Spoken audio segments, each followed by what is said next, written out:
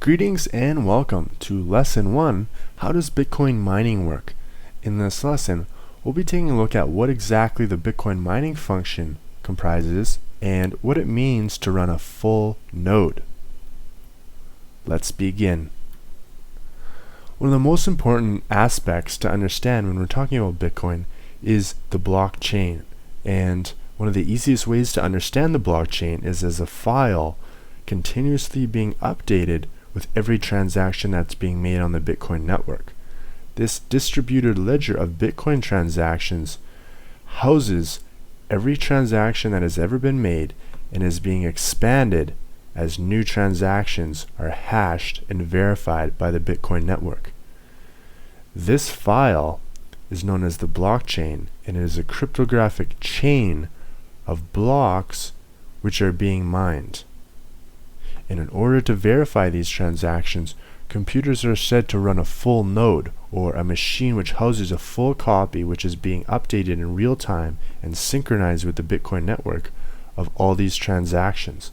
And if you look at the diagram at the bottom, you'll see a proof of work chain, something we'll get into shortly, of the blockchain protocol. And the longest chain here serves as a sort of proof that each block which came before it has its integrity and has not been compromised or deviated from the consensus of the network. There are smaller blocks which deviate from the longest chain, but these full nodes and these computers mining the Bitcoin network do not subscribe to these smaller blocks, and essentially they only focus on growing and hashing the largest chain.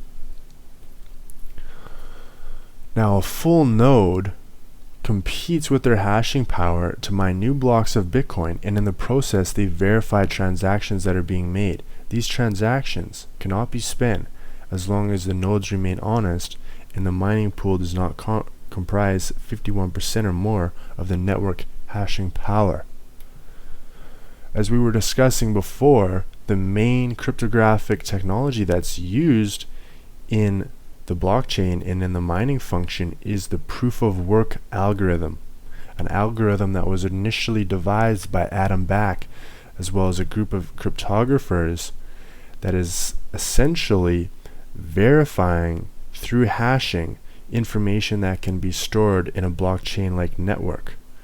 And this type of algorithm deters double spending and helps to prevent distributed denial of service attacks. A 51% attack is only possible when one single mining pool comprises over half of the network hashing power and then therefore can double spend their money and can be a dishonest node, compromising essentially the integrity of the Bitcoin network. Several times on occasion, mining pools have come close to owning 51% of the network hashing power, and oftentimes they actually voluntarily disband some of their hashing power in order to stay under 50%. Now you might be asking, what steps would we take to become a full node or a competitive miner ourselves? And because the difficulty of the Bitcoin and cryptocurrency mining industry is at a level where it is now, you need very special hardware to run a profitable operation. When Bitcoin first began in 2009 and 2010, you could actually use a CPU or a GPU to mine the Bitcoin network profitably. Today, you need very specialized hardware and you need an application-specific integrated circuitry chip. It's in our estimation that the mining industry will only become more competitive and the hardware involved to run profitable mining operations will become more specialized as well. This brings us to the conclusion of this lesson. If you like, we have a lab for this lesson, and in it you can understand and learn for yourself how to run a full Bitcoin node. And in order to do this, go to bitcoin.org/en/full node. That's it for today's lesson. We'll see you in the next one.